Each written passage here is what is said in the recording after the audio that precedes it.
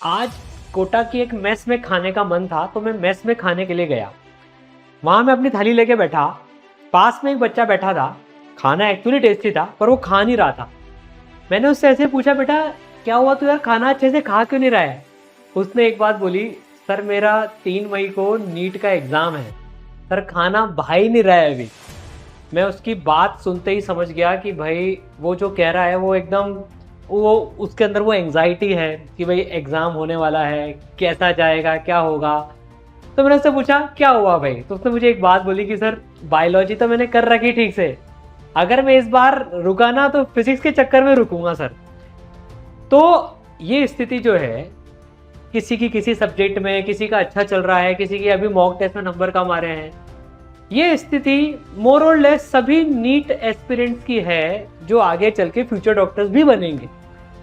एक एंजाइटी, अगर कोई ऐसा बोले कि एंजाइटी ऐसा वर्ड है कि यार नहीं आनी चाहिए, स्ट्रेस नहीं आनी चाहिए, तो भाई ऐसा नहीं होता है, ये आती ही है। आप उस बच्चे से पूछो जो नीट का एग्जाम एक्चुअली में देने जा रहा है। बाहर बैठे हुए दूसरे व्यक्ति के लिए बोलना बड़ा आसान होता है कि यार एकदम कूलली दो, मेंटली फ्री होकर दो, स्ट्रेस फ्री होकर दो, काहे बात की स्ट्रेस है भाई। उसकी साल भर की, 2 साल 3 साल 4 साल की मेहनत दांव पे लगी है, तो एंजाइटी आना स्वाभाविक है। मैं भी जब मेरा आईआईटी का एग्जाम देने गया था, बहुत एंजाइटी थी, बहुत स्ट्रेस थी। एक रात पहले नींद भी नहीं आई थी, घर के नीचे से बारात अलग निकल रही थी रात को, तो उसने भी जगा दिया था ऊपर से।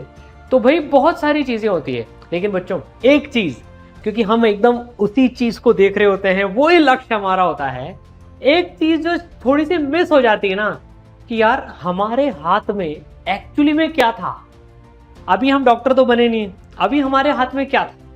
हमारे हाथ में हमारा कर्म करना था, हमारे हाथ में हमारी मेहनत करनी थी, जो हमने पूरा अच्छे से लग कर करी है। पता है, डॉक्टर बनना नहीं बनना, जो फाइनल रिजल्ट आना है वो मोर और लेस ऊपर वाले के हाथ में है यार। कई बार बच्चे 2 नंबर से भी अटक जाते हैं, कई बार सोचो बच्चे 1 नंबर से भी अटक जाते हैं। एक क्वेश्चन गलत के बदले सही होता तो शायद आज वो डॉक्टर होते। लेकिन इसमें समझने की बात है कि जो चीज हमारे हाथ में ही नहीं है, हम उसको लेकर अगर एंजाइटी करेंगे, स्ट्रेस करेंगे, तो वो नुकसान तो हमारा ही हो रहा है।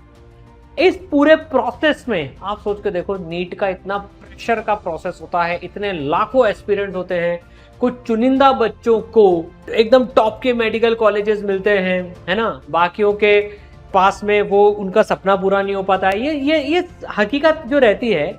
लेकिन इसमें जो सबसे बड़ी बात हर नीट एस्पिरेंट के लिए लागू होती है, हर जेई एस्पिरेंट के लिए भी लागू होती है, हर उस व्यक्ति के लिए लागू होती है जो अपने लक्ष्य को पाने के लिए मेहनत कर रहा है, कि जो उसने प्रोसेस में सीखा है मेहनत करना। कितनी बार फेलियर आया देखो अपनी जर्नी को एनालिसिस करके, कितनी बार आपके टेस्ट में कम नंबर आए, आपके मन में डीमोटिवेशन आया, लेकिन आपने उससे लड़ाई लड़कर वापस उठ खड़ा होना सीखा है। सीखा है कि नहीं सीखा है?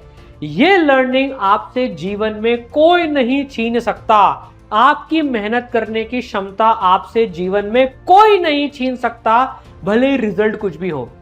3 घंटे का एग्जाम आप सोच के देखो, पूरी जिंदगी का निर्णय वाकई में नहीं ले सकता। आप कहीं को लगेगा नहीं सर उसी एग्जाम पे तो डिपेंडेंट है, हम आगे क्या करेंगे क्या नहीं करेंगे। ये बात आपकी सही है। मान लो आप डॉक्टर बन भी गए, लेकिन आपने डॉक्टर बन के मेहनत नहीं करी तो भी तो कुछ नहीं होगा।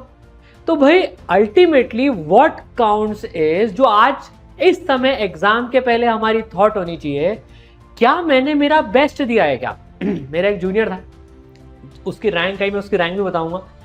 मैंने उससे पूछा जब वो मेरे साथ कॉलेज में था आईआईटी में, कि यार तू एग्जाम के पहले क्या सोच के गया था? उसने पता एक बात बोली, I have given my best, I have given my best in my preparation. में उससे ज्यादा कर भी नहीं सकता था।